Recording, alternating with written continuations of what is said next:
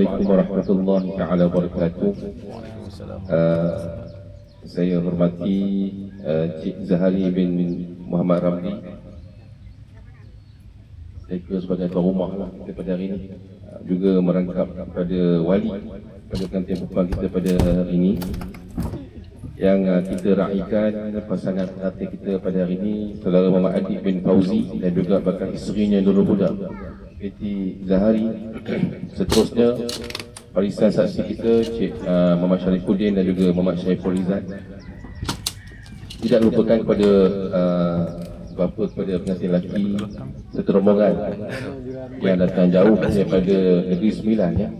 Selamat datang ke daerah Batu Gajah, khusus Negeri Perak, yang mana pada pagi ini insya-Allah kita akan sama-sama menyaksikan satu detik yang amat bersejarah buat pasangan pengantin kita yang bakal menamatkan zaman single mereka sebentar ini insya-Allah. Jadi bagi memberkati pertemuan kita pada pagi ini, marilah sama-sama kita buka dengan bacaan kitab Al-Fatihah. A'udzu billahi minasy syaithanir rajim. Bismillahirrahmanirrahim. Alhamdulillahi rabbil alamin. Ar-Rahmanir Rahim. Maliki yaumiddin. Iyyaka na'budu wa iyyaka nasta'in. Ihdinas siratal mustaqim. Siratal ladzina an'amta 'alaihim ghairil maghdubi 'alaihim waladdallin. Amin. InsyaAllah pada hari ini kita ada 3 perkara yang kita akan laksanakan. Yang pertama, kita akan sama-sama mendengar khutbah nikah, diikuti dengan sesi yang kita penutup lah, iaitu sesi ijab kabul yang akan disempurnakan sendiri oleh Cik Zahari walinya. Itu yang paling afdal sekali.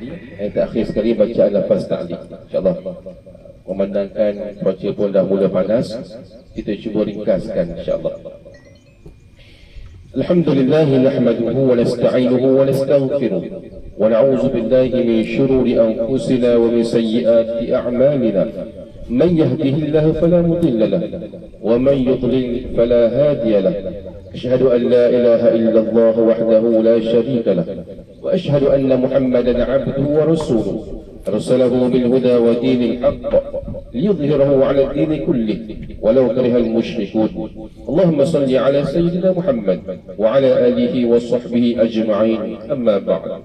Fa inna Allah ta'ala ahalla an-nikah wa nadhaba ilayhi wa harrama as-sifah wa aw'ada 'alayhi. Wa qala Rasulullah sallallahu alaihi wasallam, an-nikahu sunnati faman lam ya'mal bi sunnati falaysa minni. Yang bermaksud sesungguhnya nikah itu adalah sunnahku, yakni sunnah Nabi sallallahu alaihi wasallam. Maka barang siapa yang tidak beramal dengan sunnahku, mereka bukanlah daripada golonganku. Alhamdulillah, ayah sama-sama kita bersyukur kehadrat Allah Subhanahu wa taala yang mana pada pagi ini dapat sama-sama kita hadir bagi meraihkan detik yang bersejarah buat pasangan pengantin kita yang bakal menamatkan zaman single mereka sebentar ini insya-Allah. Hadirin dan hadirat